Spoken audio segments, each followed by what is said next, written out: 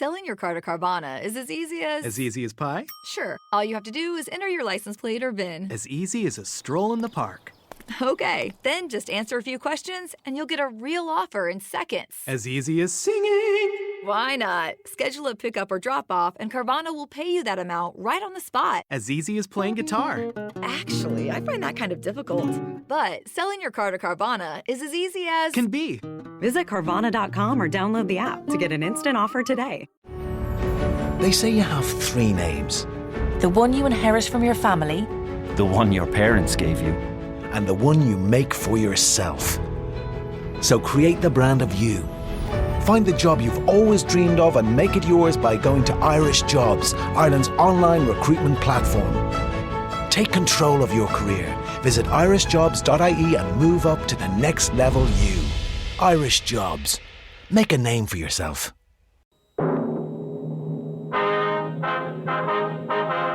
Sound off for Chesterfield. Chesterfield, low in nicotine, highest in quality, best for you. Chesterfield brings you Dragnet.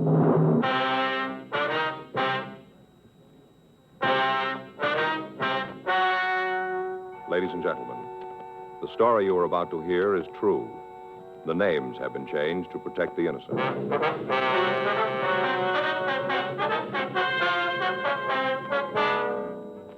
You're a detective sergeant. You're assigned to forgery detail.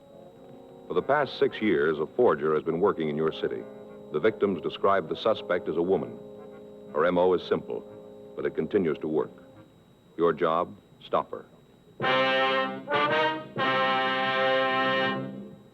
Smokers by the thousands are now changing to Chesterfield. No wonder. More and more smokers are learning this fact for themselves. Chesterfield. Low in nicotine, highest in quality. A published fact proved by chemical analyses of the country's 6 leading cigarette brands. Chesterfield, the only cigarette ever with a record like this. Regular or king size, Chesterfield is best for you.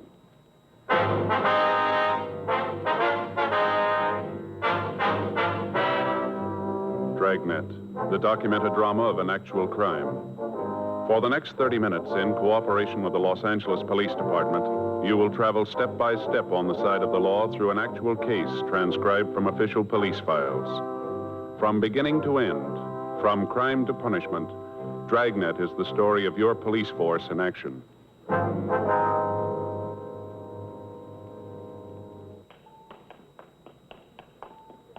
It was Friday, September 18th. It was warm in Los Angeles. We were working the day watch out of forgery detail. My partner's Frank Smith. The boss is Captain Welsh. My name's Friday. We were on our way out from the office, and it was 10:42 a.m. when we got to the 9th floor of the Beckworth department store, the credit manager's office. Yes? We'd like to see Mr. Donaldson, please. May I say who's calling? Sergeant Friday, Los Angeles Police Department. Oh, yes, he's expecting you. Just a moment. Thank you. Yes? The gentlemen from the police department are here, Mr. Donaldson.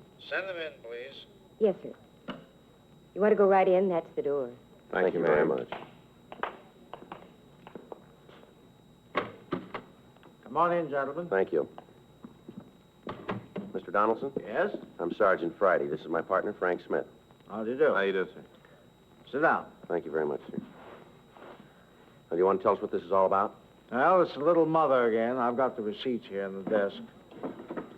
Is Sergeant Ferguson still working on this case? Yes, sir. I talked to him the last time we were stuck. Usual type of things charged? Yes, children's shoes, dresses, sweaters, same as always. I see. Now, I wonder if I could have those slips, Mr. Donaldson. Sure. Here you are. Thank you. All made out the same day. Mm-hmm. August 22nd. Yes. Our experience is that she usually comes in on a Saturday. Seems that the store is more crowded then, and the girls don't take any more time to verify the accounts than they have to. Can I see those, Joe? Yeah, here you are. Thanks. Wonder if we could talk to the sales girl who waited on her. Sure. I'll have her sent up. Fine. Yes, sir? Miss Firestone, would you please have Mrs. Allen sent up? Yes, sir.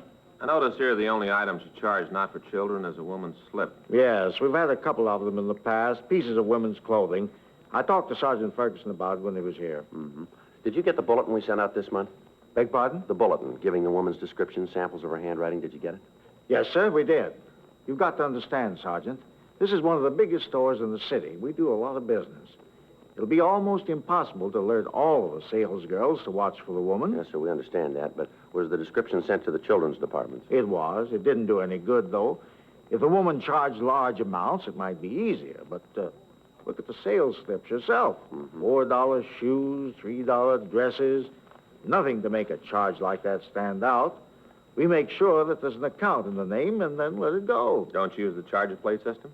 Yes, we do. But if a customer wants to charge an item and hasn't got the plate, we usually just verify the account and let them sign the sales slip. Well, how about identification? Well, normally we do ask for it. But as I said, these sales are such small amounts, and the woman comes in when the store is crowded. The girls just call the credit department and let her sign the receipt. I see. Oh, excuse me. Yes, sir. Yes? Mrs. Allen's here. Oh, all right. Just a moment.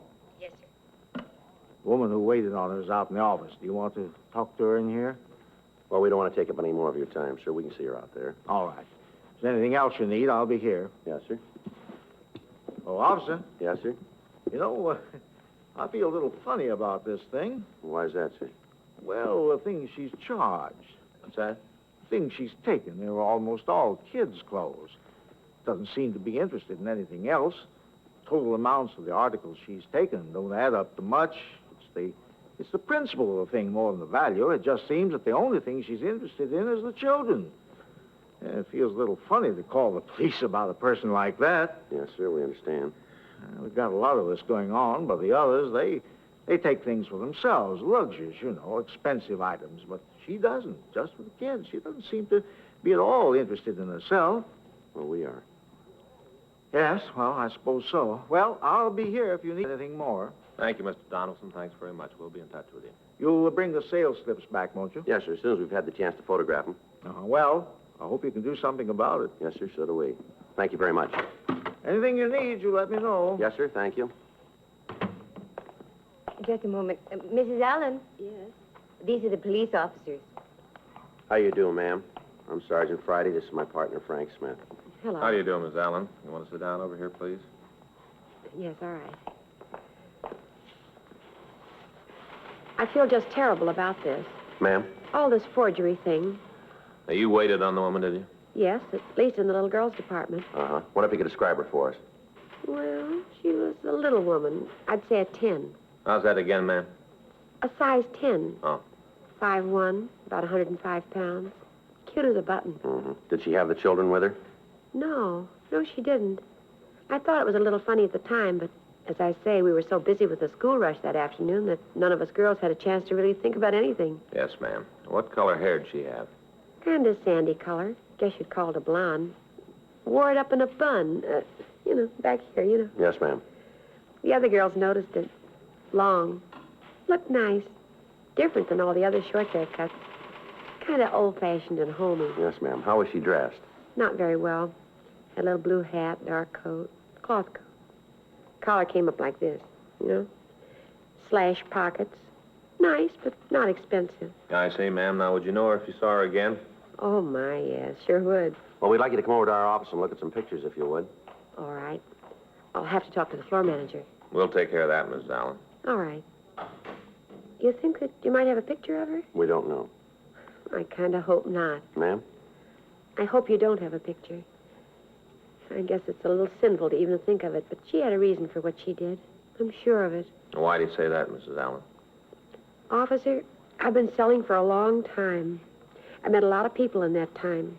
Nice ones and nasty ones. And believe me, this is one of the sweetest people I've ever served. Mm-hmm.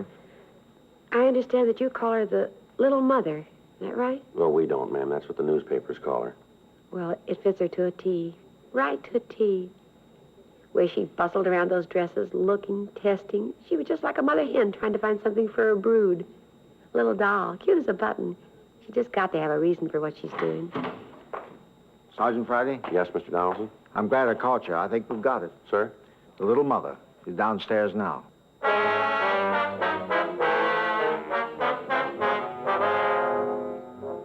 For the last 6 years, the same woman had been operating in the downtown department stores. During that period, she'd forged a total of $1,300 worth of merchandise that we knew of. Because of her M.O., there was no way of telling how much more had gone undetected. The operation was a simple one. She'd enter a store, go to one of the departments. There she'd pick up articles of apparel, mostly for children, and then ask to charge them. She'd explain that she'd forgotten her charger plate, and after the account had been verified, she'd sign the charge slip. These slips would be put in the mail to the people who maintained the account, and it wouldn't be until they noticed a discrepancy that we'd be notified.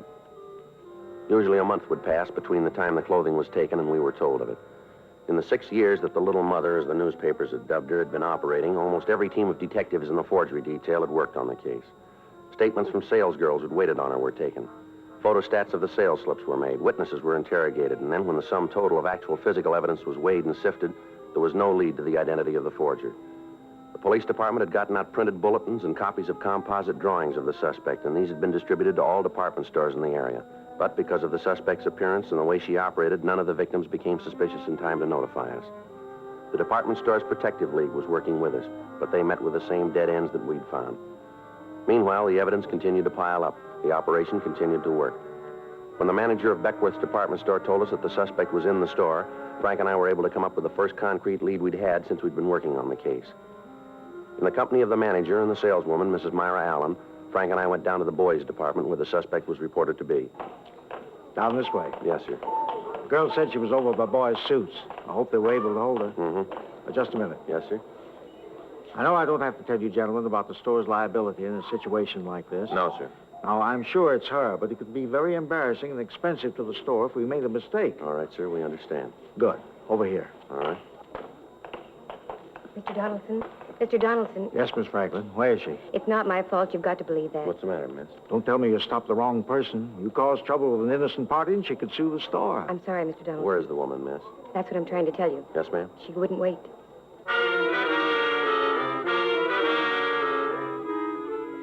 A quick search of the immediate vicinity in the store failed to turn up the suspect. The department store security staff was notified and a watch was put on all of the doors.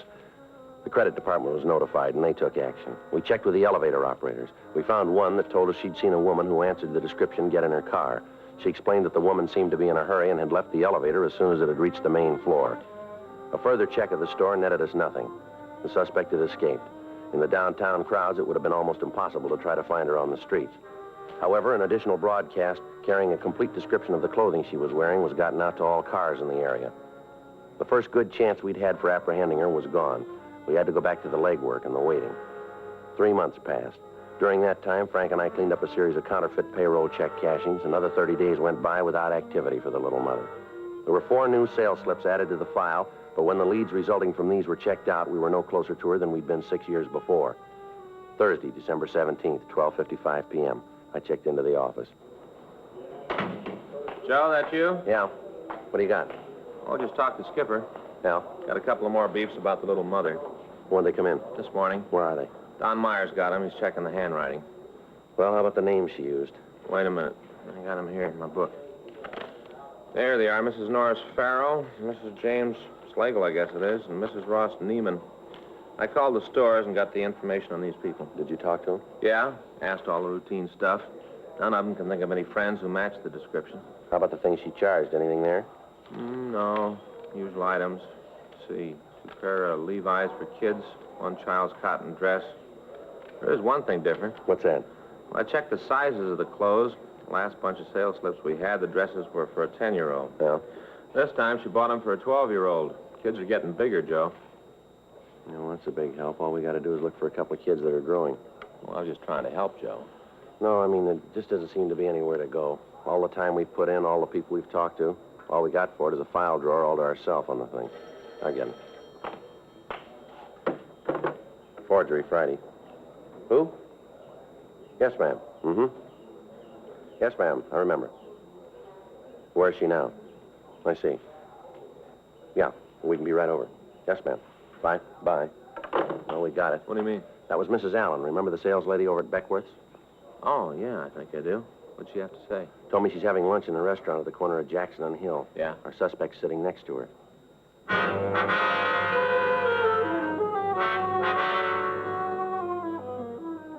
1:02 p.m. We checked out of the office and drove over to the restaurant. It was located at the rear of a large drugstore. When we came into the place, Mrs. Allen met us at the entrance. She took us back down the counter and pointed out a small woman sitting on the last stool. That's her. You sure, ma'am? I'm positive. That's her. All right, let's go. Yeah. You want to wait here, Miss Allen? Certainly. something you gentlemen want? We're police officers, ma'am. We'd like to talk to you. Police? Yes, ma'am. You want to step over there to talk? Might be better.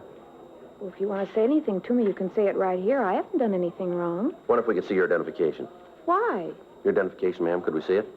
All right, just a minute. I've got it in my purse.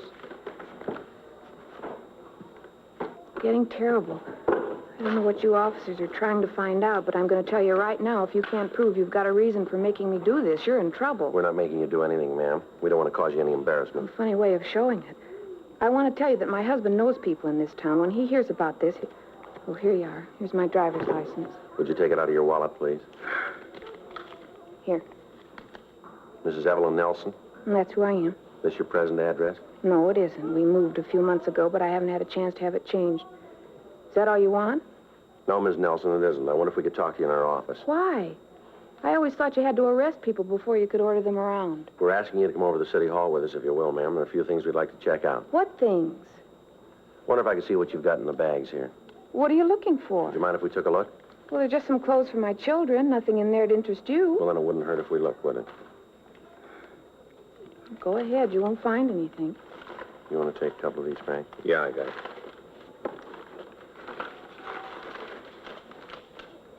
Well, what about it? Did you find anything wrong? Maybe a gun? No, ma'am, but I wonder if you could explain this. What's that? This charge slip here, signed by Mrs. Ross Neiman. Well, certainly that was probably in the bag when I bought the things. I don't know anything about it. All right, Miss Nelson. Afraid we're going to have to ask you to come with us. On what charge? Suspicion of forgery.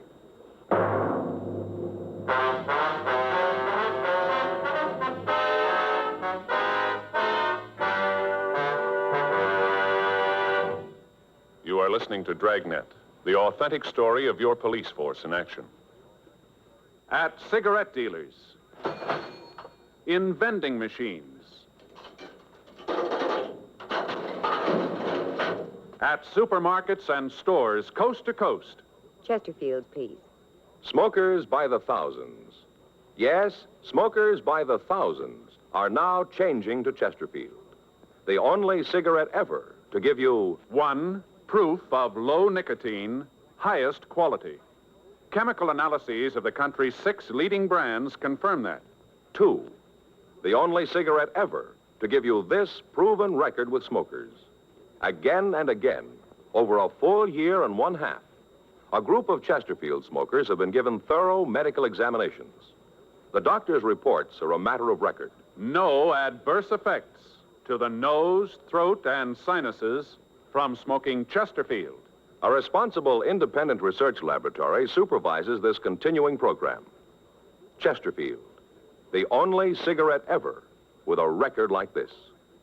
Chesterfield, best for you.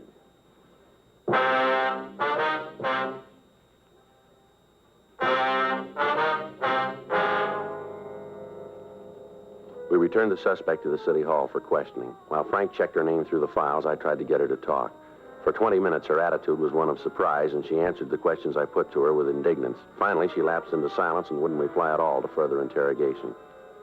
Frank came back from R&I with the information that there was no arrest record for Mrs. Nelson. We put out calls to the sales girls who had waited on the little mother in the past and asked them to come down to the office to see if they could identify the suspect. Yes, ma'am. Room 29. Yeah, come right in the First Street entrance, turn left into the police department. That's right, ma'am. There's an arch there. Go right through it. Straight down the hall and to the right. Well, it's the only way you can go. It's on the left as you go down the hall. That's right, 29. If you'll ask for Sergeant Friday or Officer Smith. No, ma'am, Smith. That's all right, ma'am. We'll expect you. Goodbye. I'll call the next one. Yeah. You know, you'd save yourself and us a lot of trouble if you'd tell us the truth, Mrs. Nelson. Mrs. Nelson? Hello, may I speak with Miss Brundage, please? In children's wear? Yes, ma'am, I will. Hang up the phone. Beg your pardon? You don't have to go through this anymore. All right, ma'am. You want to tell us about it? Mrs. Nelson? I only did it for them, the kids. I didn't want to. How do you think I felt when I knew I was stealing? How do you think I felt? You want to go ahead?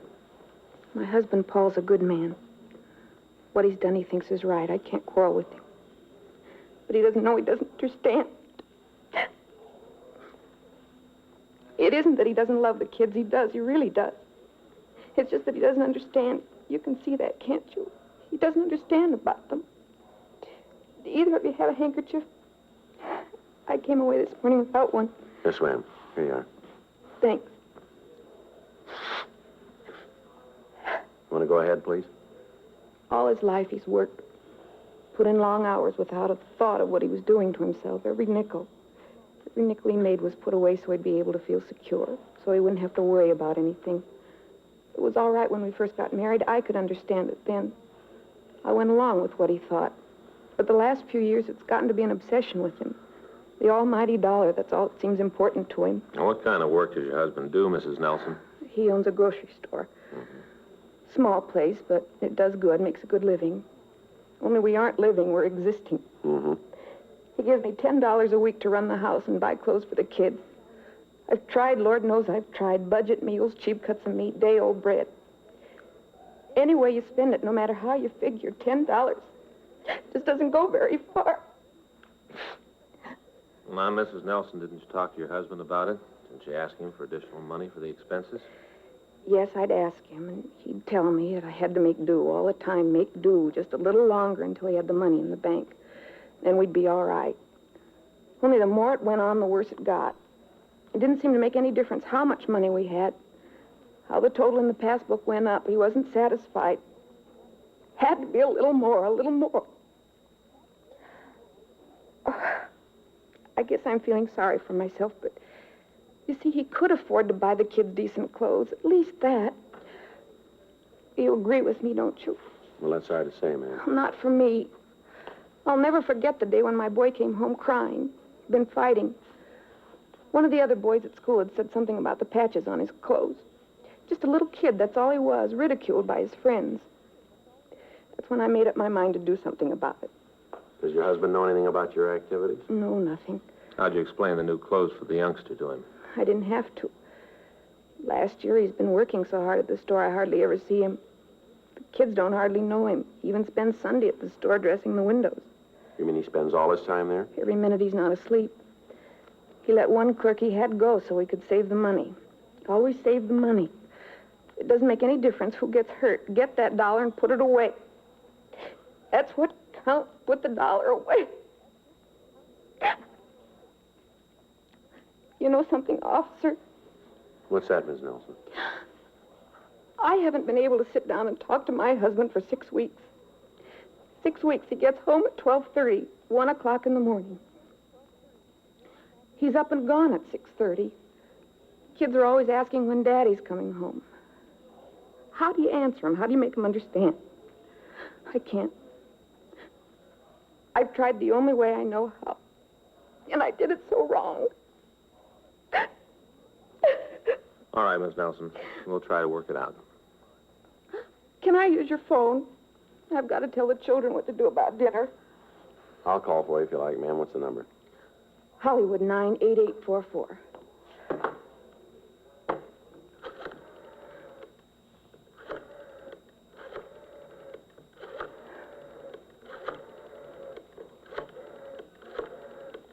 Where's your husband now, Miss Nelson? At the store, I guess. You're going to call him? I think we should, ma'am. Let him know what's happened. I guess so. Somebody's got to take care of Hello, the I'm kids. calling for Mrs. Nelson. I wonder if I could speak to her son. This is Sergeant Friday, Los Angeles Police Department. Who? Yes, no, she's down here now. Room 29. All right, fine. Was that my boy? I wanted to talk to him. No, ma'am, that was your husband. He's on his way down here.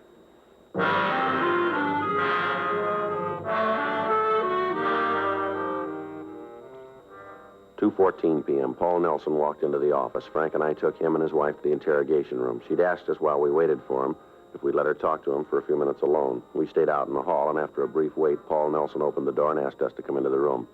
His wife had evidently told him the full story because he was visibly shaken. He walked over to his wife and sat down beside her. Well, I guess I've really done it, haven't I? What do you mean, sir? I've really ruined everything. My home, my kids, everything. All the time it was happening, I never knew it, never had an idea. Don't blame yourself too much, Paul. But I should have known. I should have seen it myself. Even when you tried to tell me, I was too busy to see it, too wrapped up with the business. It wasn't for me, Paul. It was for the children. It doesn't make any difference who it was for. I'm the one who caused it. I'm the one. It's my fault.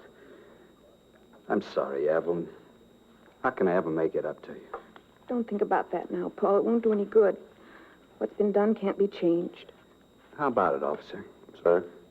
What happens now? Well, your wife is going to be given a preliminary hearing. She'll have the chance to plead guilty. If she does, the court will decide what to do. What's the punishment for what she's done? Well, according to Section 473 of the Penal Code, it's imprisonment in the state penitentiary for 1 to 14 years or for not more than a year in the county jail. Is there any way out of it? What do you mean? Any way of getting Evelyn out of it? If I went to the judge and told him why she did it, if I told him it was my fault, would that make a difference? I don't know. That'd be up to the court. But I could try. Yes, sir. If I paid the money back for all the things she's taken, I can afford it. I could go to the stores and pay him. Maybe they'd feel different then, huh? I could make it up to him. Everything would be all right. Well, it's been going on for 6 years, you know. But if I did pay the stores back, it'd make it up to him, wouldn't it? Maybe, but how about your wife? What? How are you going to make it up to her?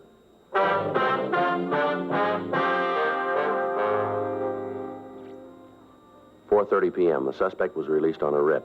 The next afternoon, Frank and I met with Mr. and Mrs. Nelson and their attorney. We talked over the case. Seemed that the husband's change of heart was permanent. He swore that he'd never give his wife cause for unhappiness again. 2 weeks later, in Department 89 of the Superior Court, Mrs. Nelson entered a plea of guilty to 14 counts of forgery. When the court reviewed the circumstances and was informed that Mr. Nelson intended to make full restitution, the probation board recommended that Mrs. Nelson be placed on probation for 3 years. After the hearing, Frank and I had a brief talk with the couple. They thanked us for our consideration and understanding. Apparently, the cause of trouble between the Nelsons had been erased. Another 2 weeks went by. January 22nd, Frank and I got back from lunch and we checked into the office. Here they are, dear. Mr. Friday, Mr. Smith? Ms. Nelson, Mr. Nelson, how are you? Just fine, Sergeant. How are you two? Fine, thank you very much, ma'am. What can we do for you? That's what we want to do for you. Sir? You got the boxes, honey? Yeah, here they are. It's not much, but we thought that you'd like them. Made them ourselves to say thanks. Look at that, Joe. Mm-hmm. That's not necessary, ma'am. You didn't have to do that. No, we wanted to. Toll House cookies. He made a box for each of you. Real good. Lots of chocolate. Well, that's very nice of you.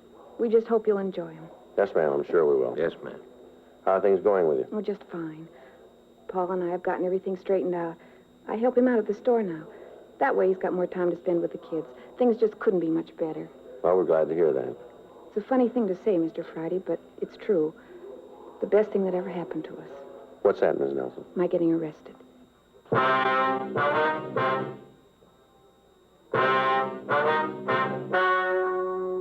The story you have just heard is true. The names were changed to protect the innocent.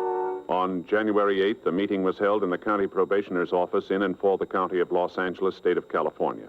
In a moment, the results of that meeting. Now, here is our star, Jack Webb. Thank you, George Fenneman. Friends, we've been getting letters from people all over the country telling us that they've switched to Chesterfield. And just as I've been telling you, thousands of smokers are changing to Chesterfield because only Chesterfield gives proof of low nicotine, highest quality. That's why I recommend you try them today. Regular or king size, you'll find Chesterfield best for you.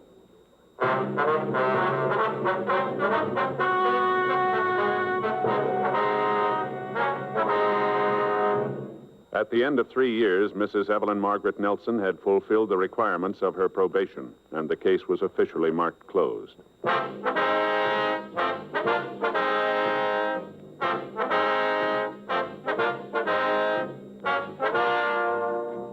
You have just heard Dragnet, a series of authentic cases from official files. Technical advice comes from the Office of Chief of Police W.H. Parker, Los Angeles Police Department. Technical advisors, Captain Jack Donahoe, Sergeant Marty Wynn, Sergeant Vance Brasher. Heard tonight were Ben Alexander, Vic Rodman, Joyce McCluskey. Script by John Robinson. Music by Walter Schumann. Hal Gibney speaking.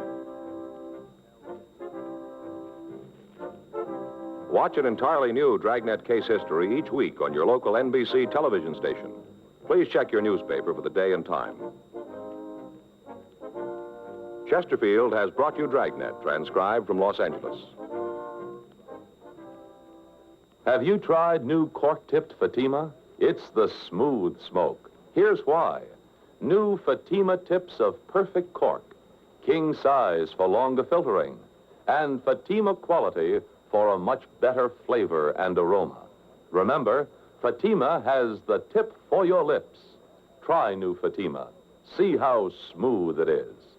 Fatima is made by the makers of Chesterfield, Liggett and Myers, one of tobacco's most respected names.